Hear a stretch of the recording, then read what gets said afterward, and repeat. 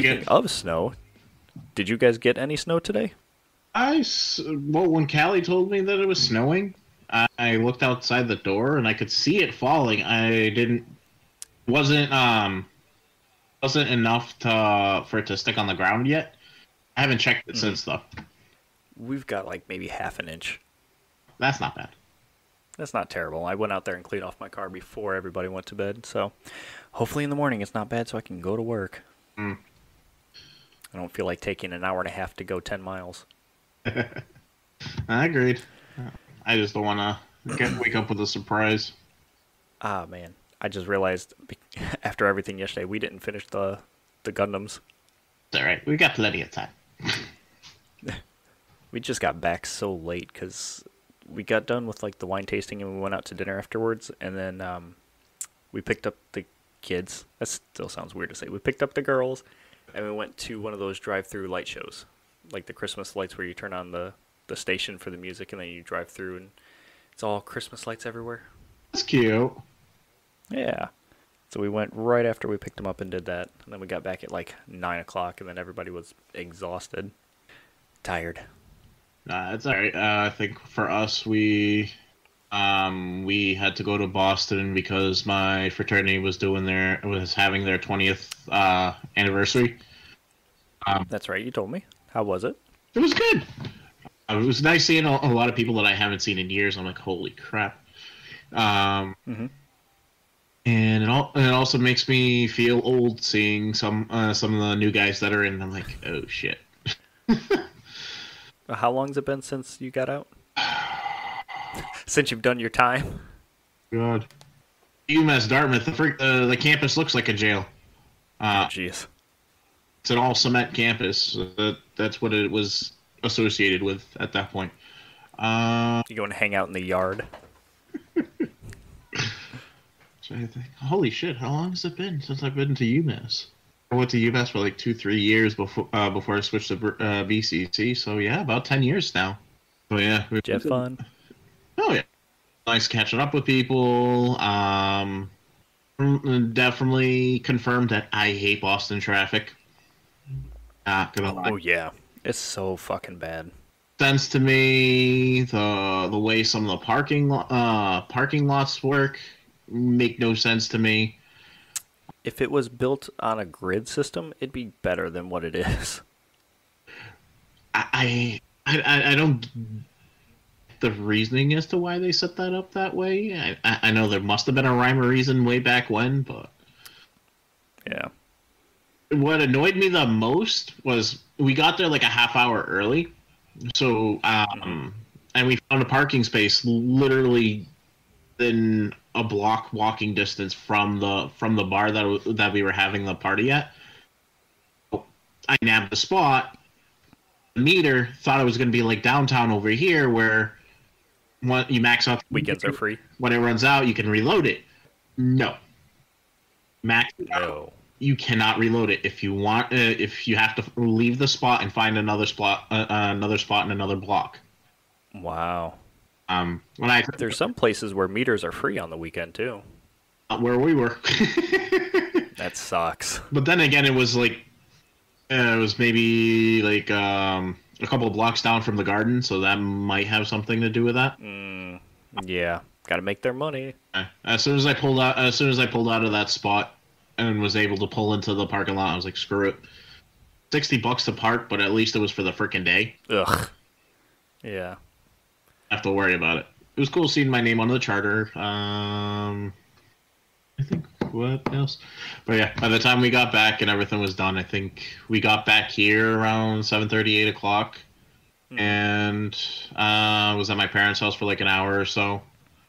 Mom was nice enough to make us dinner, and we got home maybe 9, 10 o'clock ish. Oh yeah. So yesterday probably wouldn't have been good for either of us to do it. So we were.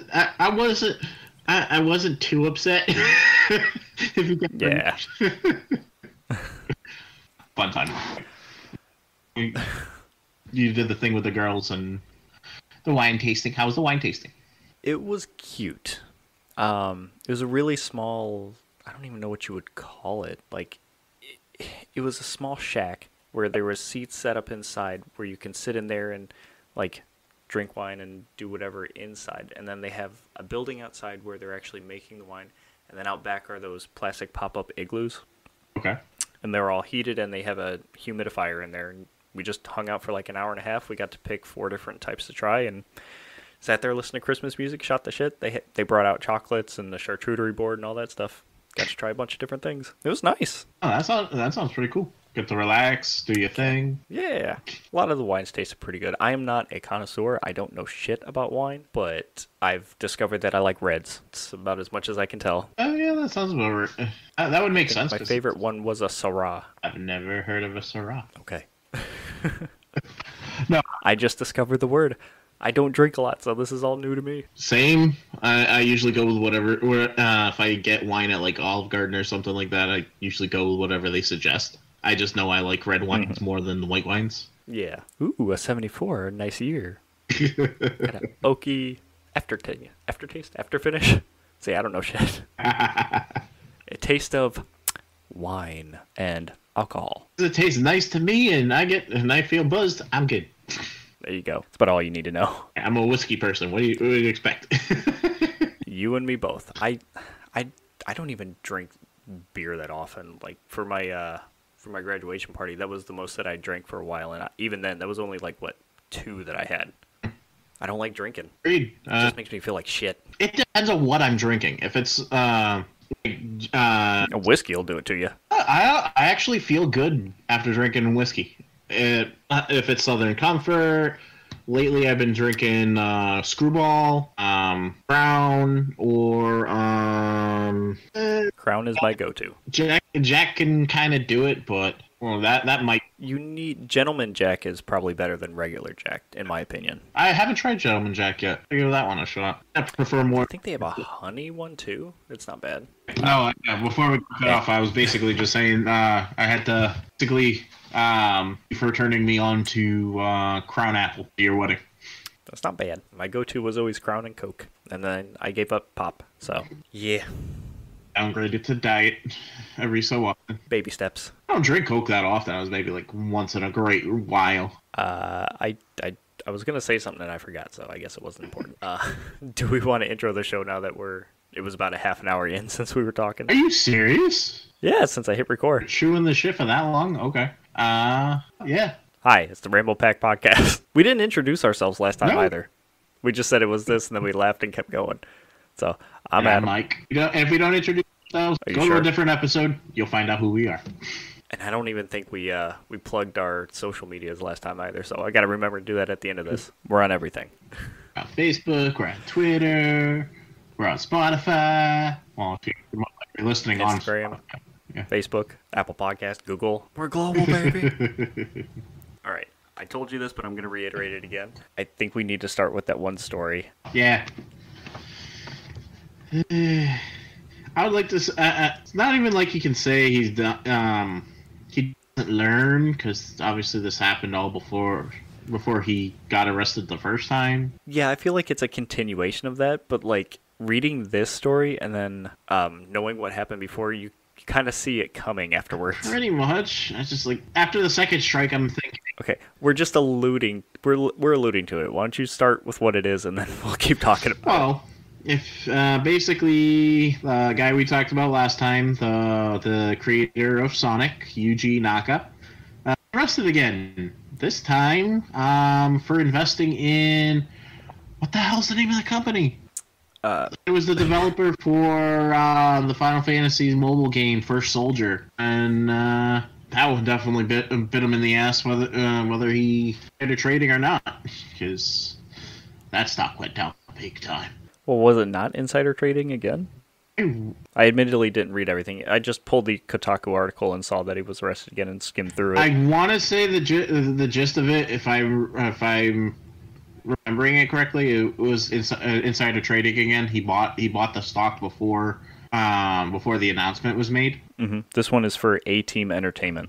And it was Apparently, he was alleged to have paid almost $1 million and $51,000 for 120,000 shares of AT. Holy shit! How big did he think this game was gonna be?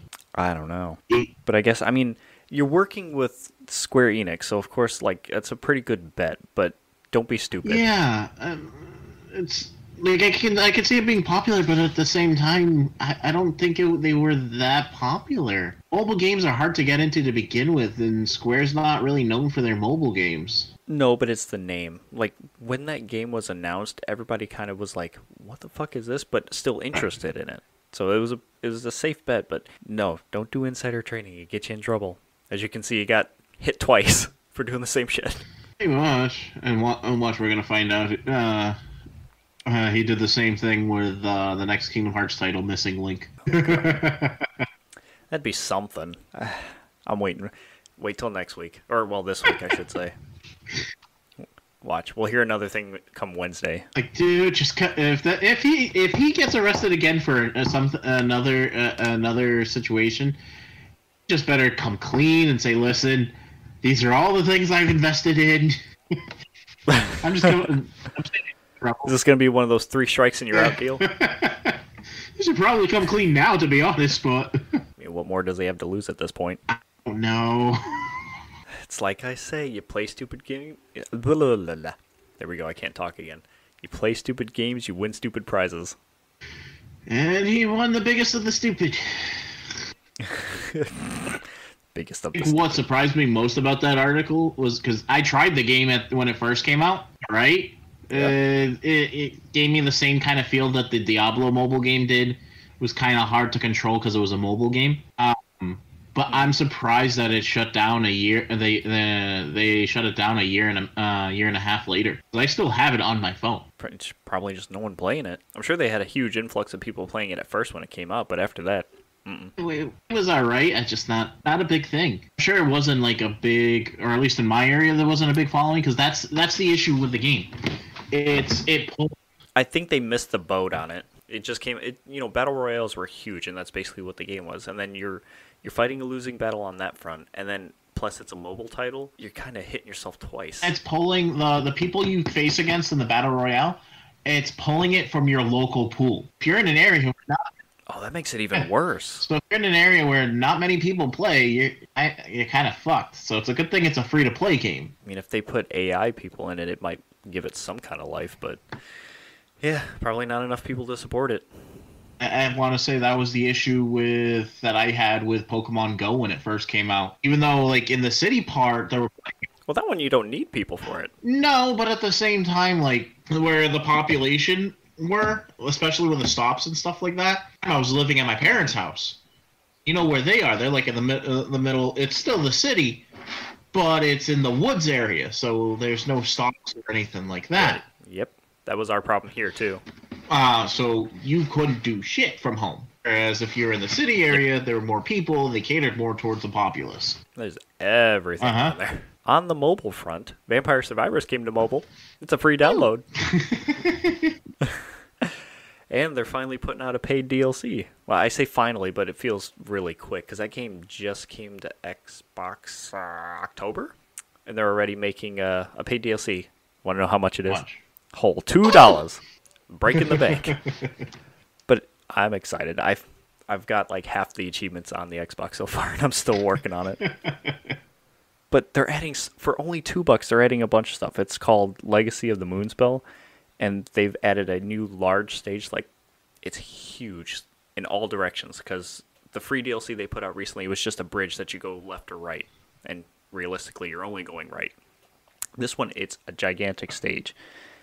And it's based off like a castle too, I think.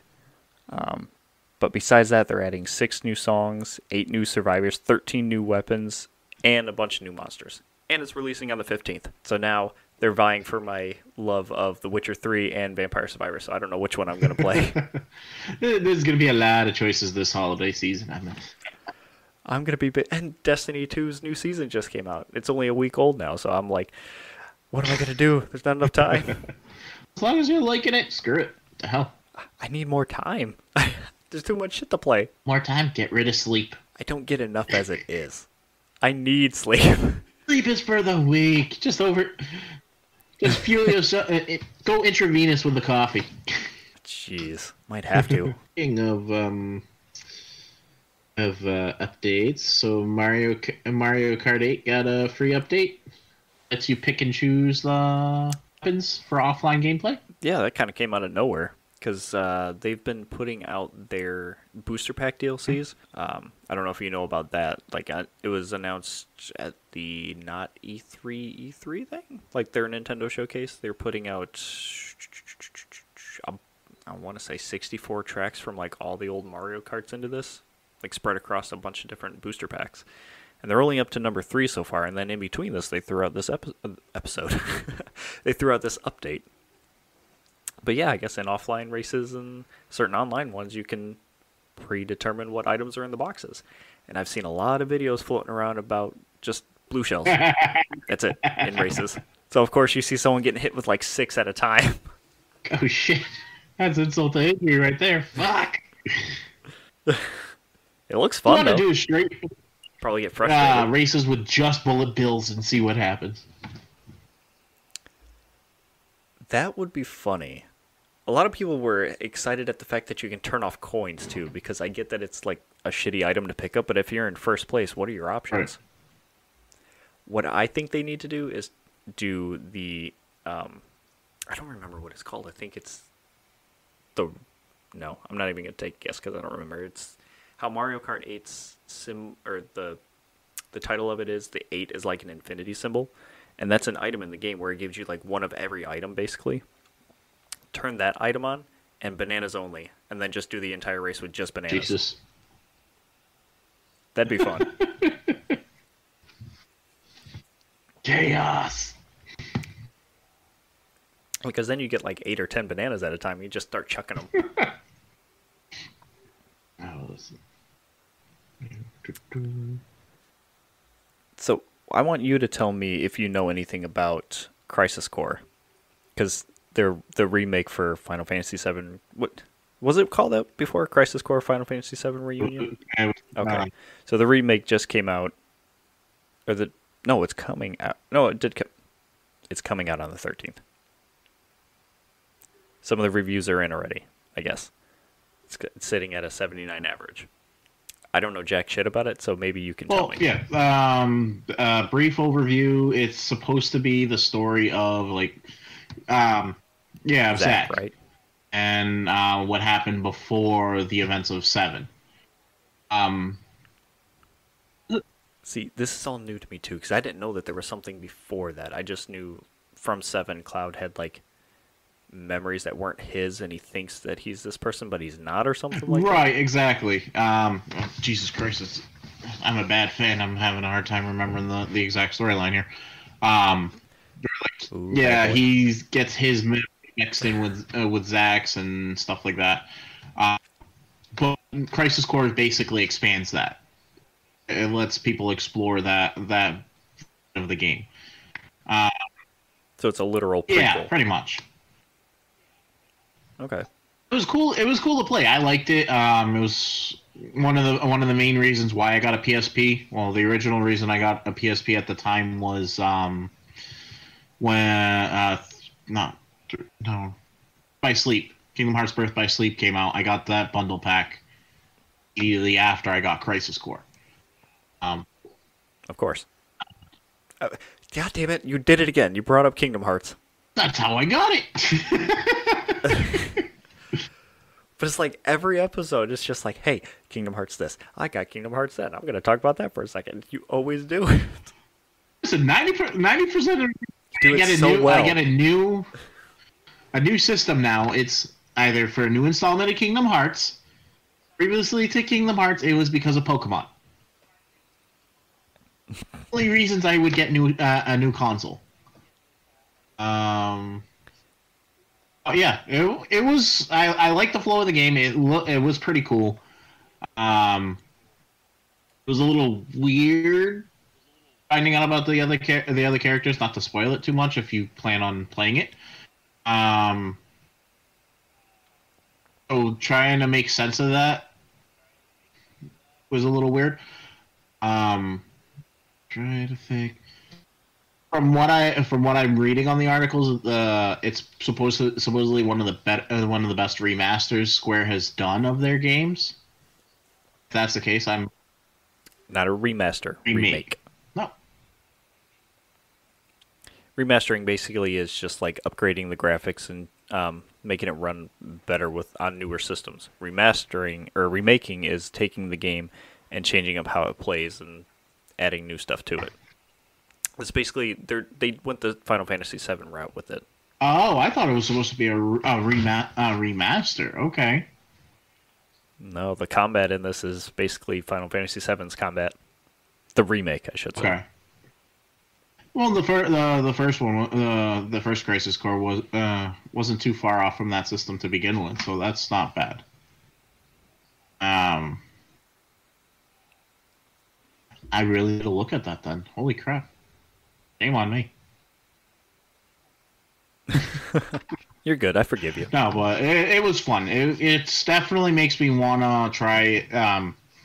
If I'm able to get it, I'll definitely get it to see how this new one is. I just don't wanna get stuck behind a paywall like 7 was, where they were gonna break it up across multiple installments.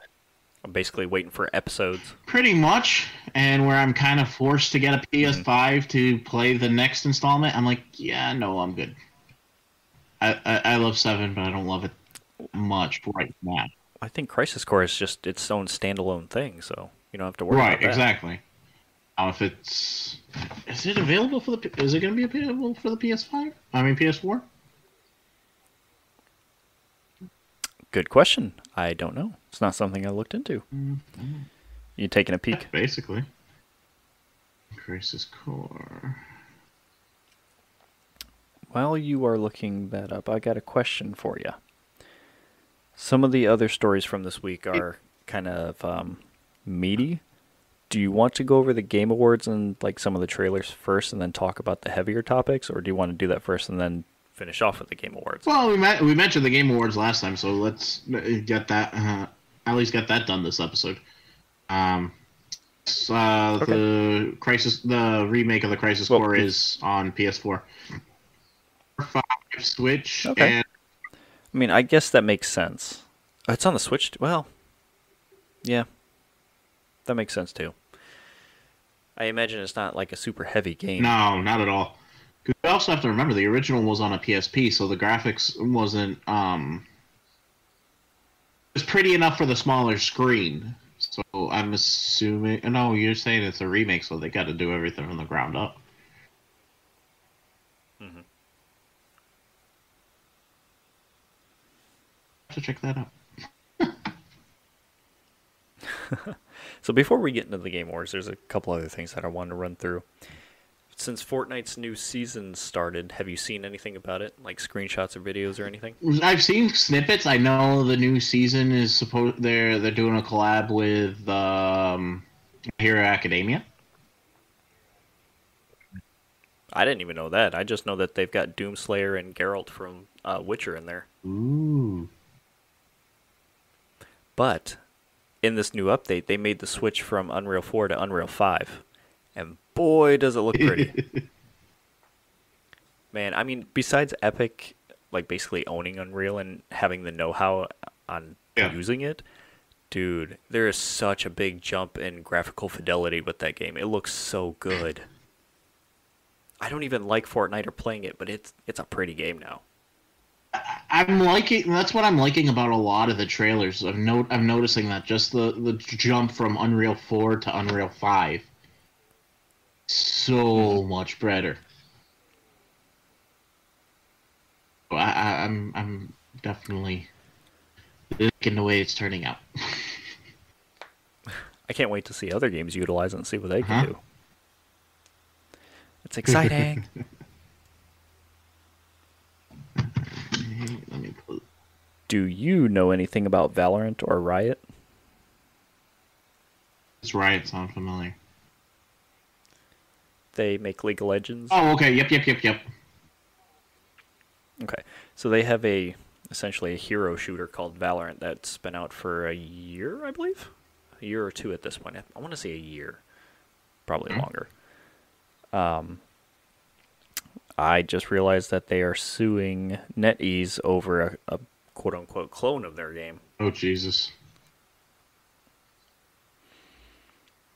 Do you know anything about NetEase? No, jack squat. Okay.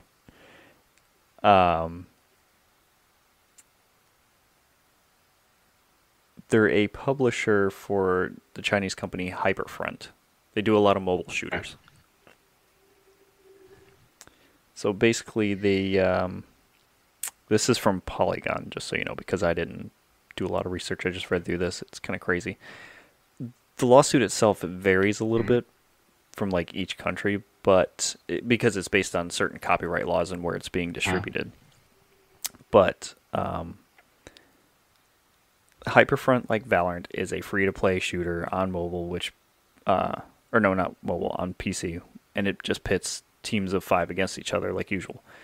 But a lot of the characters and things in each game, or I should say in Hyperfront, seems like it was directly ripped from Valorant, like abilities and character stats and things like that, I guess. Oh, Jesus. Oh, right here it says, in the UK lawsuit, it specifically says characters, maps, weapons, weapon skins, and charms. And even going as far as comparing weapon stats. Jesus, so it's not even like they're trying to hide it. Well, probably not, but it says also that the studio claims in the lawsuit that NetEase did modify Hyperfront slightly after Riot's first complaints. And then they have like pictures to show the changes from before and after, but it still hinges on infringement. Oh, yeah, exactly. So, I mean, protect your assets, but if you don't, this is I'm tripping over my words here. This is not the first time like another Chinese company has done that either. There's been a handful who have ripped like Pokemon assets to make games. Like Pokemon Go, there was a bunch of clones from that, and like basically ripped off assets from that to build their own. That was one of the more like talked about ones when it first came out. But there's been a handful of like mobile let me try and say this, mobile MOBAs, or like even PC MOBA type games. There's a lot of them that rip assets from other games, or like this is that game with different assets and different things, but it's the exact same thing in every other way.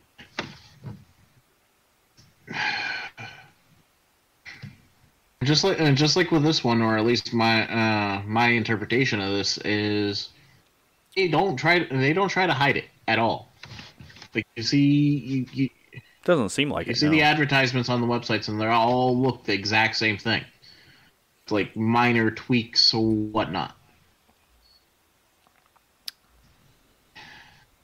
You tweak it a little bit, and you can get away with copyright. All right, I guess that's the belief, at least.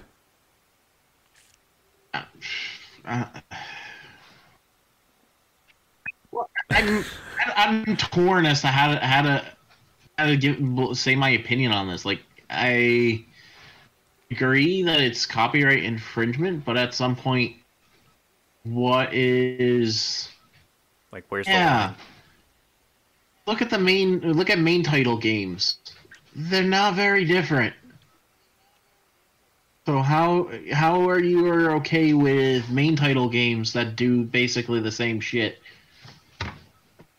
versus this type of shit? I don't know. That's all I wanted to touch on. You want to go over the Game Awards now? Yes. Okay. I don't care about all the awards that were put out. There's just a handful of like game specific ones that were interesting. I don't care about esports team, esports coach, social media person of the year, or anything like that. In fairness of that list, I only knew one person. That was Ludwig. That was about it. I've heard his name. He won. That's probably why. So there you go.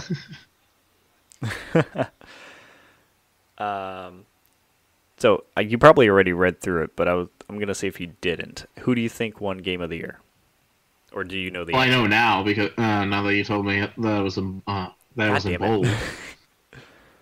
I'm surprised. Well, not surprised because it's a good game, but old. It had a lot more reach. Elden Ring won Game of the Year.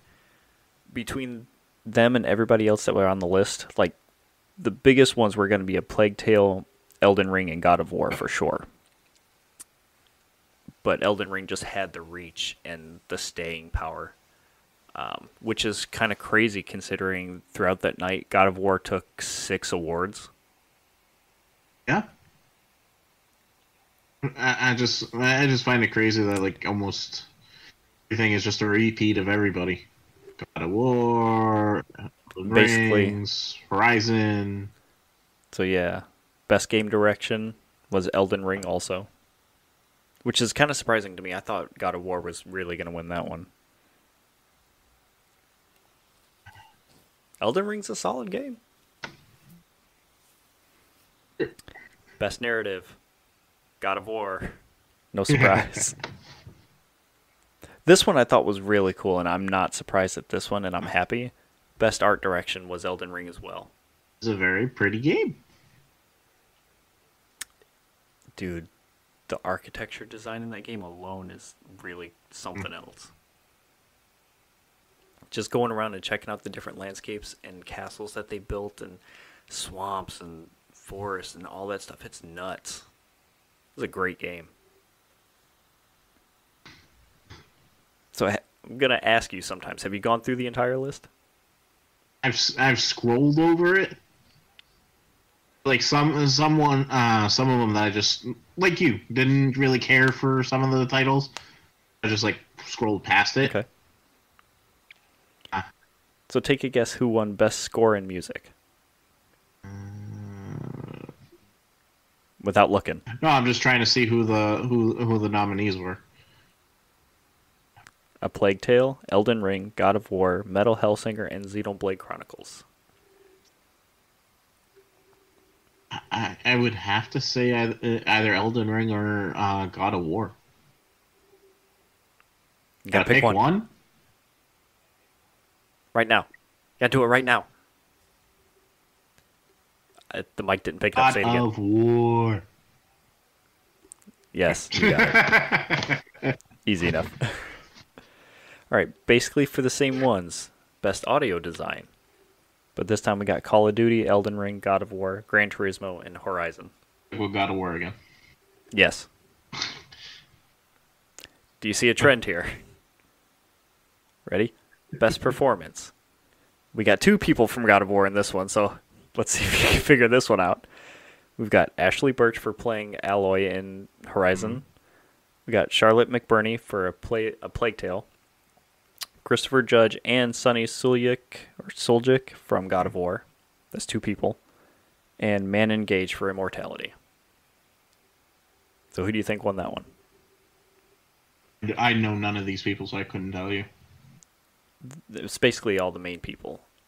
God of War specifically, Christopher Judge played Kratos, and Sonny Suljic played Atreus. It was Sonny, because for some reason I want... thinking it was them. I'll give you half right. It was God of War, but it was Christopher Judge that won Best Performance. Shit, okay. Yep. He had like a long speech, which it was great. It was really heartfelt and it was sincere. It was a good speech, but they had to play him off the stage so they could keep the show rolling. And then what's his face? Jeff Keighley was like speed reading everything to catch up with his timing because he didn't want to go over on anything and miss anything. So afterwards, he was just like, I got to talk fast and get through this shit. So blah, blah, blah, blah. I'm like, well, if you work in time to give people the time they need to give speeches, you wouldn't have to worry about it.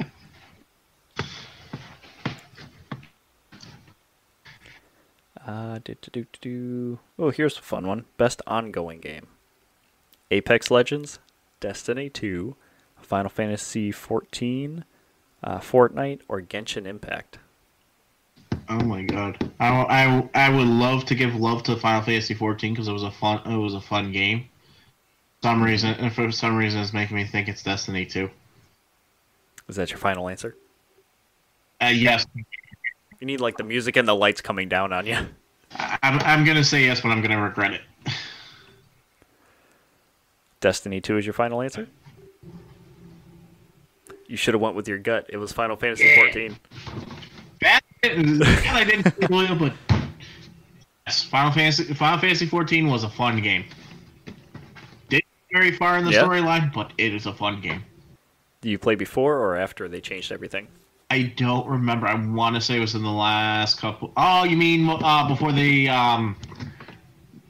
axed the world and rewrote it and made it part of the storyline? Yes. Okay. Yes, because that's when it actually got good and everybody loved the game. Oh yeah, it was after, because it was I got it just before we bought the house. It was a 50%. It was a sale where it was like 50% off for the game. And I got like a free month of subscription with it.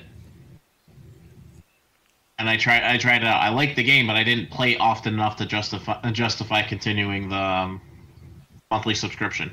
Yeah, I gotcha. My only gripe with that game is that it's a monthly subscription. If I could pay a year at a reasonable price, I'll do it. Easier to do that than just not pay a monthly fee and then just regret it by not playing it, you know? I mean, you're still basically doing that just in a lump sum format. Yeah, but at least in the lump sum format, I'm just like,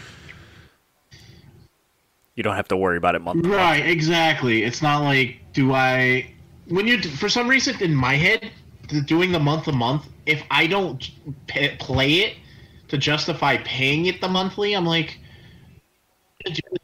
basically wasting money. Whereas if you pay it off for the year, like, all right, I just paid it off the year.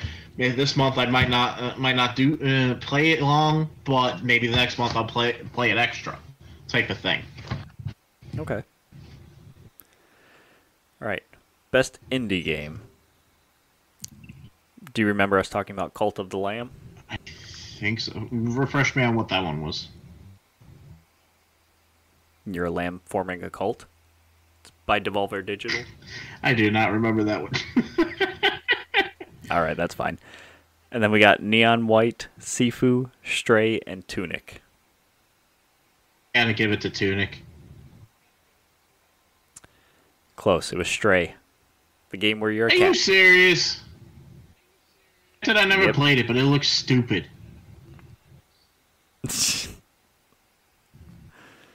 I'm sorry if anybody's a fan of Stray. The trailer and the concept looks stupid. I'm sorry. Oh, here's a fun one. Best mobile game.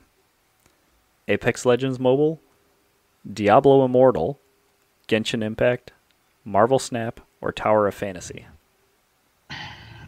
You torn between Genshin and Marvel Snap.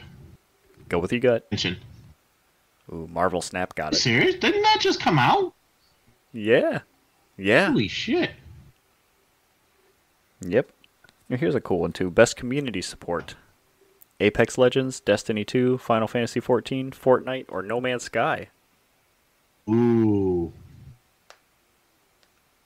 Makes you wonder. Oh, the Final Fantasy 14 community is big, but... shit. I gotta go with No Man's Sky. You should have went with your first thought, probably. Final Fantasy 14. Jeez. Put a hole in your desk, why don't you? Oh my god. Innovation for accessibility. God of War took that, which was cool. They added I think we talked about it too. They added a lot of stuff for accessibility purposes in that game.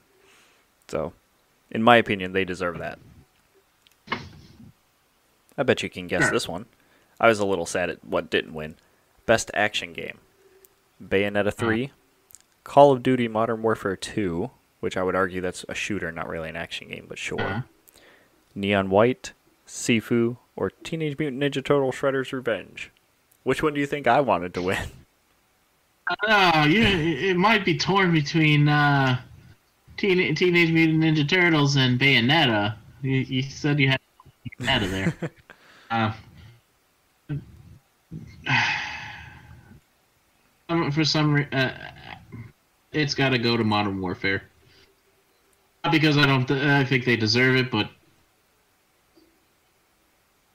It stands out to you. yeah, it always seems to be that type of game.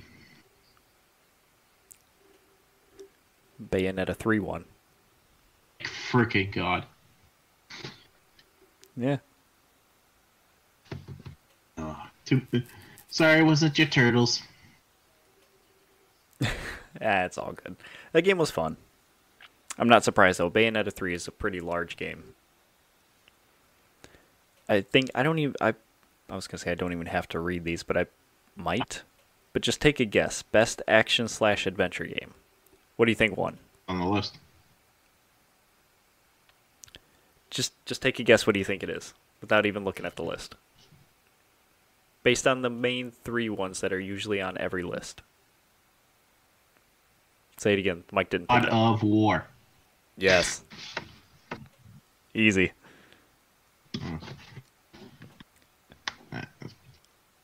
This one might throw you.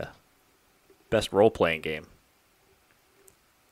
Elden Ring, Live Alive or Live Alive, Pokemon Legends Arceus, Triangle Strategy, or Xenoblade Chronicles 3. Best role-playing game. Iman. Nope. Elden Ring. I really need to go with my gut from now on.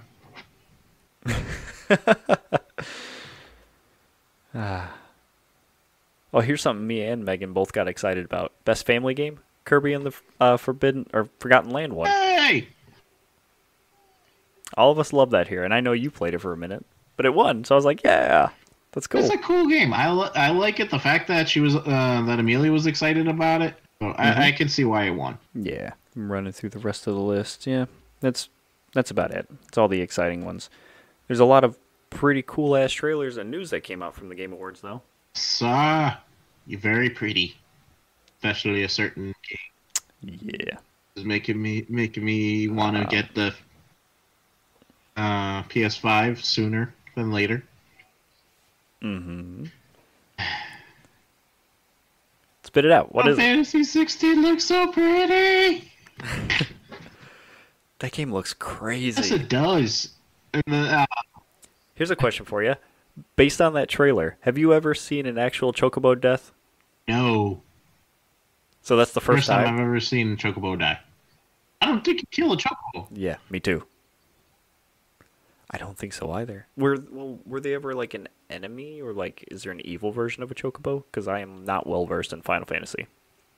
Not that I'm aware of, because the chocobos are like they show up in battles. Yes, You ride them. they show up in battles so you can try and catch them. After you attack them, they run away. They don't actually like die. Right. Oh. Mm-hmm. That's the main ones. You don't kill the Mogs or Moogles. You don't kill the cat. You don't kill kids, and you don't kill chocobos. Out of the 3, presumably they did in the trailer. There's another trailer that shows that kid doesn't die. He actually, like, I guess all the main characters in each of the realms of that game, they all inhabit or can call on a summon spirit. Like, how the main character that they're showing off for 16 is like, his is Ifrit. That kid's is, I want to say his is Rama. Ooh. Okay. Yeah.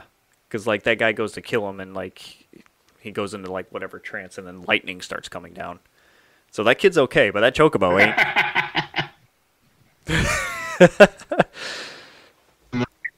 But yes, that game looks In the awesome. trailer, I was very surprised. You don't see that either. What's that? They showed the amount of blood that they showed in that trailer. You don't see that in Final Fantasy trailers at all. Yeah, there was a couple different articles that were pointing out this game is getting an M rating, I think, because there's hate crimes in that game. There's blood. There's a whole bunch of violence. Holy and shit! So this is not a family-friendly game like the. Now they ain't holding back on this one. Okay. Yeah. I'm not. It's gonna be fun. Sure, but you guarantee you're not seeing these characters on Cydia. I mean, Nope. kids that have no idea who the hell they are. One cool game that was shown off too at the Game Awards that I'm excited about was Hades 2. That looks awesome. Yes, the first Hades game was amazing, and I'm not a big roguelike fan, but like they did a lot of things to kind of simplify it and make it a little bit easier for people who are not the biggest fans or it's hard for them to get into it. So the fact, and not to mention, Supergiant Games does not make sequels. They make one game, move on to the next one, and put it out, and they always hit. They're great games every time they come out. I loved Bastion. Transistor was great. Like those are just some of the top two that I can think of right now. And Hades, like that's one of their best-selling games of all time. And obviously, that probably spurred them on to make the second one, because anytime they put it out anywhere, that's all anybody played for the better part of that year when it came out. So for them to actually want to make a sequel to it and actually do it is a big deal. I agree. No, that trailer looked very pretty. It's definitely different from the type of games that I look at. I think that's a pretty interesting, fresh take on things. For me, anyways. Sure, there are other games that are similar in style, but I would definitely give it a shot. I would recommend doing so. It's a great game. I want to know your take on Death Stranding 2 on that trailer, because you were making some comments watching it.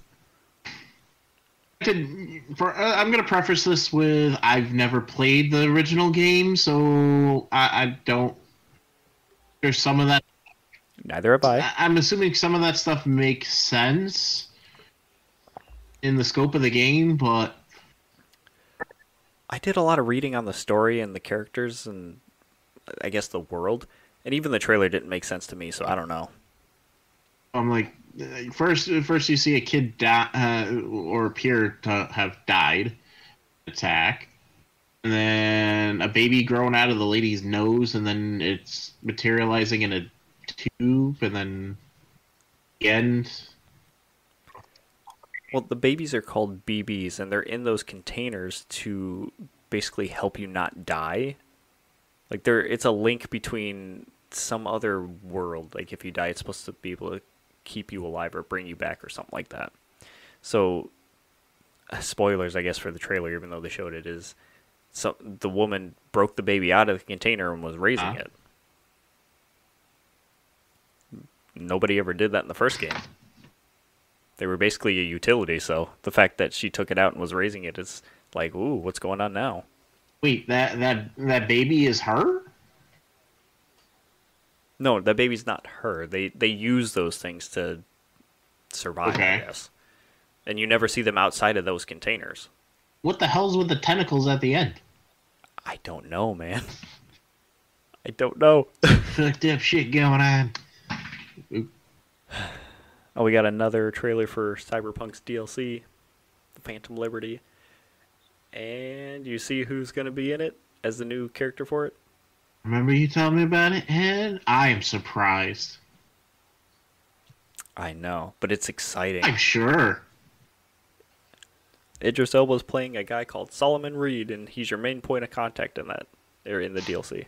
I need to stop being so surprised with the stuff that he's been doing lately, because there are movies and this is actually the first game I've seen him in. Same here. That's what surprised me the most about that. I wouldn't have pictured him doing Hobbs and Shaw. I wouldn't have pictured him doing Yeah. Dark Tower. Yeah. At least doing the Thor movies makes sense since he did the first one. Outside of that, some of the choices, I think he's a comic book fan, or he's a geek at heart, like everybody. Maybe. But it was cool to see him pop up. I'm like, oh, this is piquing my interest. He's a handsome dude. Hopefully they used him well. I'm sure. Just from the little things that they showed, yeah. Cyberpunk stories and stuff. Just like the Witcher 3 stories and quests were engrossing, so are the quests in Cyberpunk. That's what I love the most about it, was just exploring and doing the quests and learning about stuff. So I got high hopes for this one. But funny enough, I noticed that they didn't put out a release date for the DLC at all this time.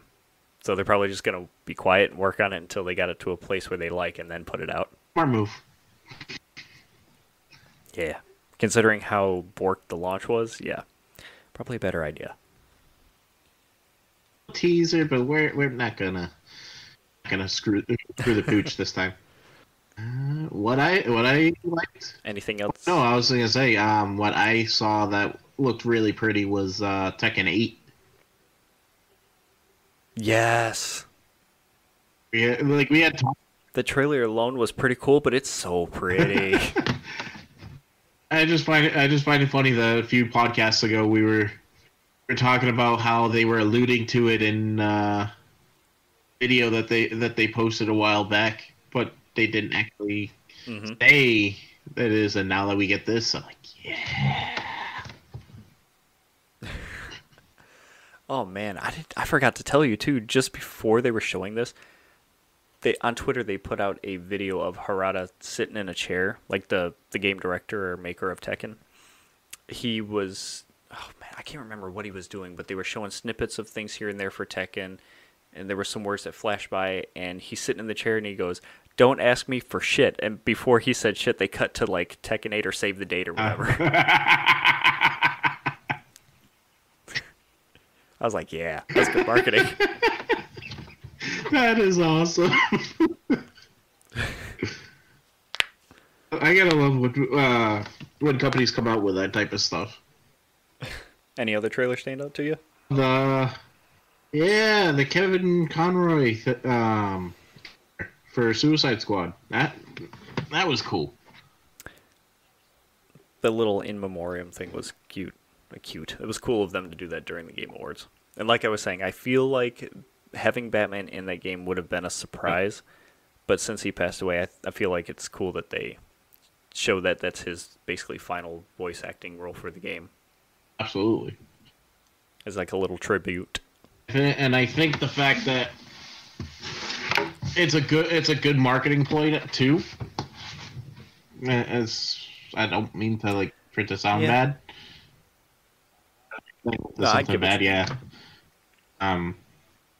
People are. I feel like if people knew that he was in the game, they would wonder if it was Kevin Conroy or not doing the voice. So like having that kind of confirmation would be like, okay, it's in good hands. Right, because then they don't say anything, and then you play the game and cool. That's a cool little thing. I didn't know he did this before he passed away. At least people knowing that this is his last thing playing Batman would drive more in sales, I would think, as well. Probably. The only gripe with the trailer is when he says his furries. It was a little. They rushed him a little bit on the "I am Batman" part. Mm-hmm. Have to drag it out. Let him drag it out. Maybe you should be a director. So, did you check out the trailer for Judas? No, I didn't have a chance to. How was it? Oh my god, that is like one of. Oh, dude, oh my god, you just have to watch it. So, for anyone who doesn't know or had followed, Irrational Games kind of went under a change, and now they're called Ghost Story Games, and that's the same company that was under Ken Levine, who was the original creator of BioShock. He went on to he's making this game called Judas, and this has been 4 or 5 years in the making. He has been radio silent, hasn't told anything about it, hasn't shown anything about it, nothing. Anything that I say will not do this trailer justice. Yeah, I remember you talking about it the other day. I'm like, why does it sound so familiar? Let's see if I can get... That's all I have to say is you just gotta watch it. Yeah, because that's supposed to be coming out in the next year, right? Maybe. There was no date shown or anything. I hope so soon, though. That's all I can say. I want to play that game. Ooh, it looks pretty. And they also showed, while you're watching that, I'll keep going on. They showed Diablo 4's another cinematic from it, and of course, Blizzard doesn't miss on their cinematics. It was nice. I think that game's actually coming out in June, too. I think they showed a release date for it. I want to say it was June. And we finally get a sequel to Star Wars Jedi. Well, I wonder if that's the actual name. Because it was Jedi Star Wars... Fuck me. Star Wars Jedi Outcast. And now I'm second guessing myself. I don't know if that's right. I want to say yes. Your guess is as good as mine. I'm a Star Wars fan, but I have the game too, and I'm second guessing myself on it. Anyway, they have a new trailer and game coming out soon called Jedi Survivor. Cal's back, and he's much older. And they showed off some gameplay where he's got new moves and new lightsabers and different fighting styles, and he doesn't have his poncho anymore. Because I honestly have never tried any of the Star Wars games because I don't know what it is. I'm a Star Wars fan. I love the movies, but I won't try the games because I have a feeling it would ruin it for me. Or if I dislike the game, it would ruin the franchise for me. And I was wrong. It's not Outcast. I knew that was a different one. I'm fucking stupid. It's Star Wars Jedi Fallen Order. Okay. That was after they hunted down all the Jedi.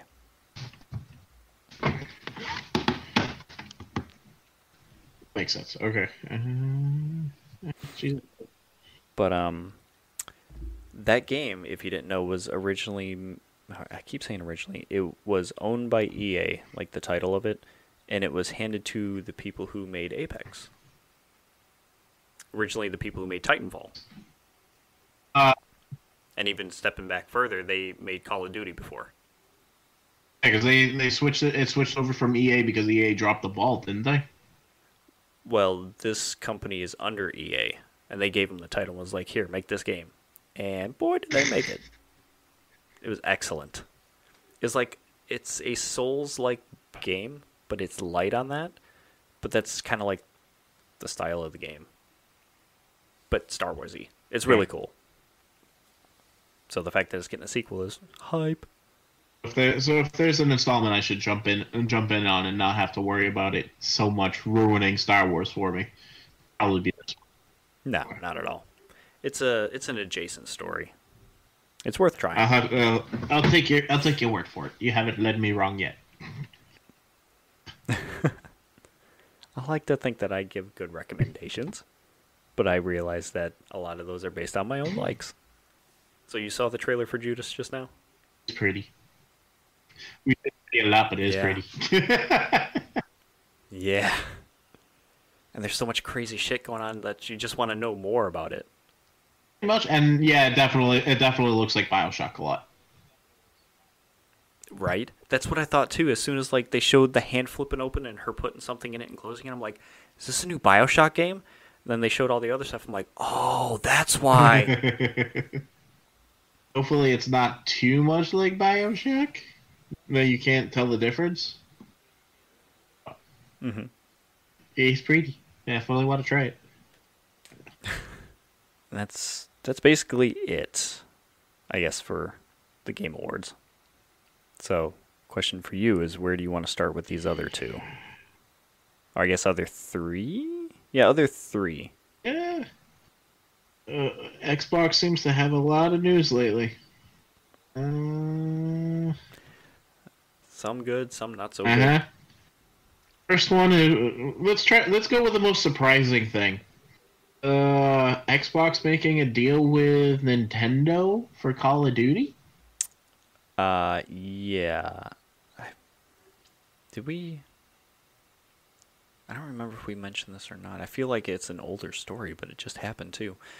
They're basically making a 10-year commitment to, like they want to do with Sony to keep Call of Duty on PlayStation. They're doing that with Nintendo and Steam as well. Yeah, I don't think we never talked about it with Nintendo. I would have been I'm very surprised about it now, let alone have been surprised then. Yeah, given Nintendo's penchant for nice, fun family games and not a lot of gory shit or shooters in general, yeah, they're extending that 10-year contract to them in Steam. And what's cool is Gabe Newell of Steam was like, that's cool that they're doing that for us, but we don't need to. They've kept their word on stuff, and they've worked with us to bring their games to Steam. They don't need to do that for us. We trust them. I forget what he said in a statement, too, but he basically threw shade at Epic and Tim Sweeney. I don't think I read that part though. But for the most part, I think it's a good idea as far as them putting their money where their mouth is, where they were talking about wanting to make sure things are available across platforms and not like Yeah, it's showing these regulators that they're serious about their commitments and they're wanting to keep it multi-platform rather than just bringing it in-house and keeping it on Xbox. right, exactly. Which, as long as it's not like smoke and mirrors type of thing, then I'm all for it. I'm just curious as to how, Right. and the article that you linked brought it, touched on that too. It's if they are able to do this, will the Switch be able to handle Call of Duty? Good question. I'm gonna say maybe, but like they might have to downgrade the graphics, because Control came out to the Switch as well, and that's a pretty graphics intensive game. But the way that it came out to the Switch was that it's a cloud version of the game. So basically, you're just streaming the game to the Switch to play it, so that way it doesn't have to keep all that stuff on the Switch and get bogged down. So I'm wondering if they did that, if they could do that with Call of Duty as well. Especially considering Call of Duty's game sizes are 100 plus gigs big. I don't see that happening just because of the was it isn't the biggest issue with the cloud streaming is like the delay in responsiveness. That's usually the issue, yeah. But I've not played a cloud version of a game on the Switch yet to really see what it's like. So I can't really speak to that. Then I don't know. I can see that being an issue, especially because of the nature of the game. Especially in the with a multiplayer facet to it. Then you try to make that flat. Yeah, I don't know. Then being able to play against people from other platforms as well, I don't see that being very well unless they can come up with a solution for it. It makes you wonder if they know something about some new Switch hardware, maybe. Or I should say Nintendo hardware or something. Maybe. There have been plenty of rumors about like a Switch 2 or a new piece of hardware for Nintendo coming out, but Nintendo keeps saying, nah, we're focused on the Switch, so who knows? We'll see. Along those same lines, though, talking about the 10-year commitment and bringing Call of Duty to other things, the FTC is now suing to block the acquisition. What is their reasoning behind it, though? Because they purport that Microsoft was untruthful about their plans to bring ZeniMax games to other platforms as well. Basically, they didn't follow through with what they said before, where they said, we're going to keep games from ZeniMax and Bethesda on other systems. Which, I actually have the statement that they put out, and they did follow through with their stuff. Let me find the excerpt, and I'll read it to you really quick. In its merger notice to the European Commission on ZeniMax, Microsoft stated, Microsoft will honor all of ZeniMax's obligations to continue to make its current games available on other gaming hardware, including 2 planned console-exclusive releases for the Sony PlayStation 5, Deathloop, and Ghostwire Tokyo, which those came out on PlayStation still with no problem, and Deathloop came out on Xbox a year or two later. It further stated, Microsoft will not make any existing ZeniMax games exclusive to Xbox. They will continue to be available for purchase for PCs and other gaming hardware for which they are currently available, which will ensure that they continue to be available to current players of those games. Microsoft will not be removing players' access to any of the current games no matter where they currently play. That is true. Those games are still available there. After the closing of the acquisition, Microsoft honored ZeniMax's commitment of the first 2 games released, which was Ghostwire Tokyo and Deathloop. Those did come out on PlayStation and stayed exclusive. Well,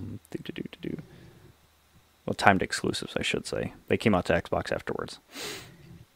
As a result, gamers on Xbox could not play Deathloop until September 20th, 2022, when it could be made available for individual purchase on Game Pass 1 year after it launched on the PlayStation 5, and Ghostwire Tokyo remains unavailable on Xbox per Sony's restriction. Okay. For future games, Microsoft also maintained its position.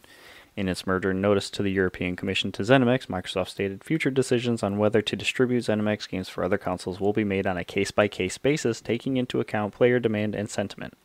Factors that will inform Microsoft's decision-making on future games include consumer demand and preference, and the willingness of third parties to work with Microsoft to launch games for their devices.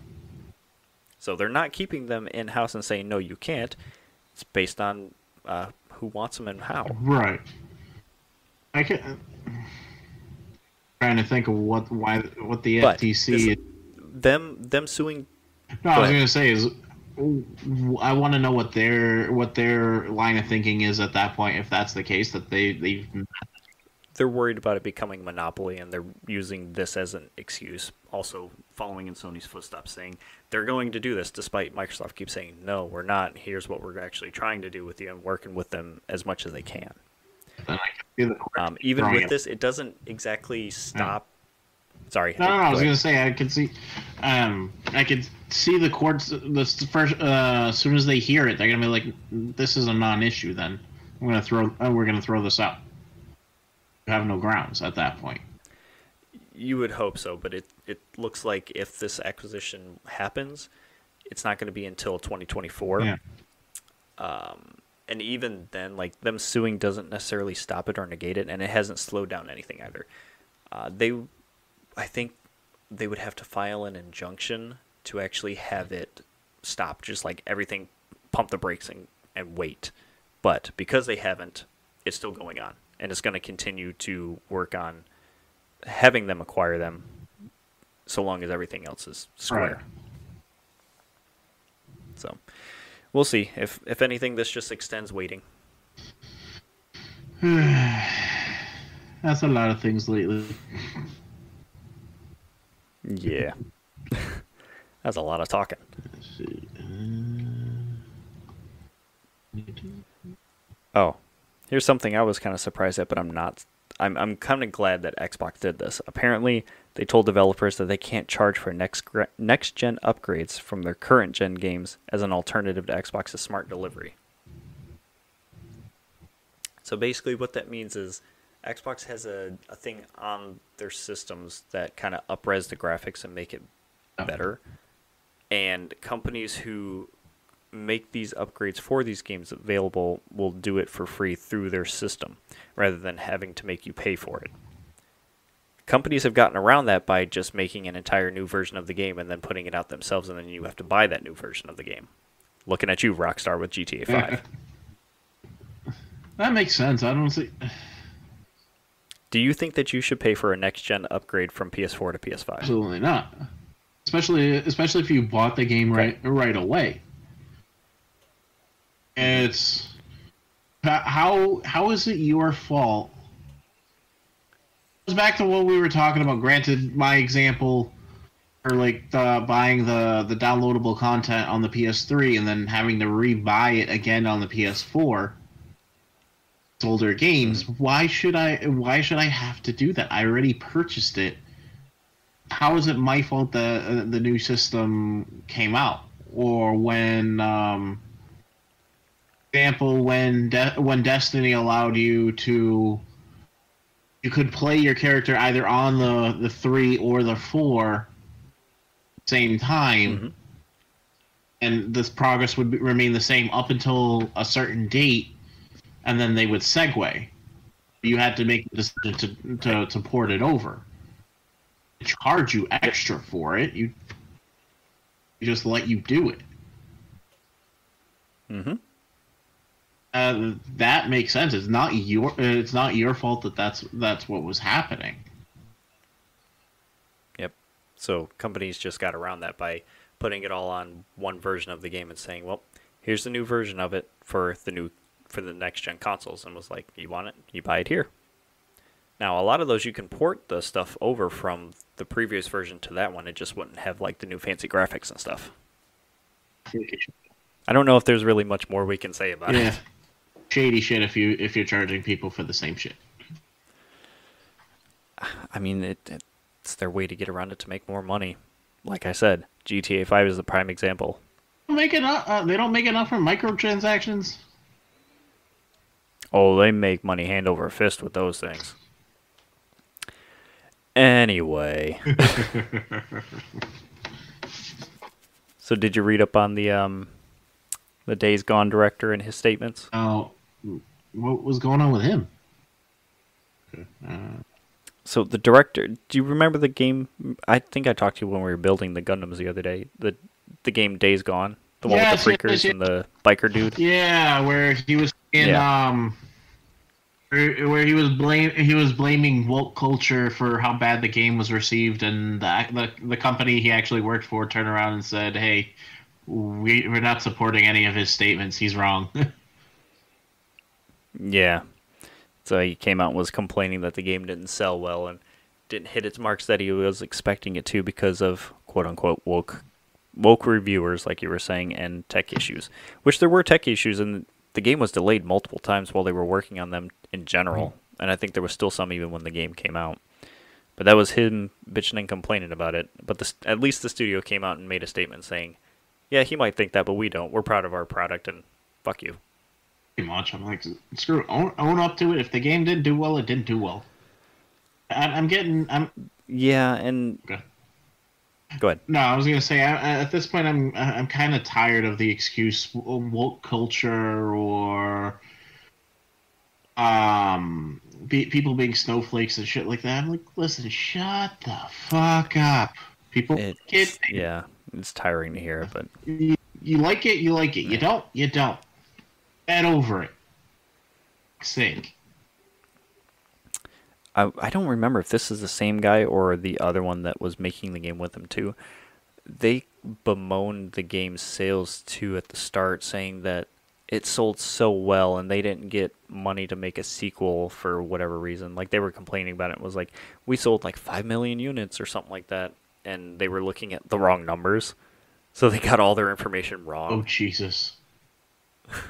Yeah, and they put this out like on social media and whatever, so everybody read it and saw it. It's like, yeah, you're wrong. Here's the actual sales numbers, and this is why you didn't get it. So, sorry, man. Jesus. But go ahead and blame it on everybody else. So it's safe to say you ain't gonna be seeing him making a game anytime soon. Oh, Jesus. Well, he's actually making another game at a different studio. So, yeah, you're gonna see it, but I don't know if anyone's going to want to buy it based off him bitching and complaining like this. Much. Do I even bother saying what studio he's working at or what he's working on? Is it worth it? I'm good. Yeah, I'm good. Fuck that guy. Pretty much. There's hundreds of people working on those games that don't deserve to get the flack because he's an asshole. I'm glad the studio at least said something was like, yeah, no, screw him. We're happy.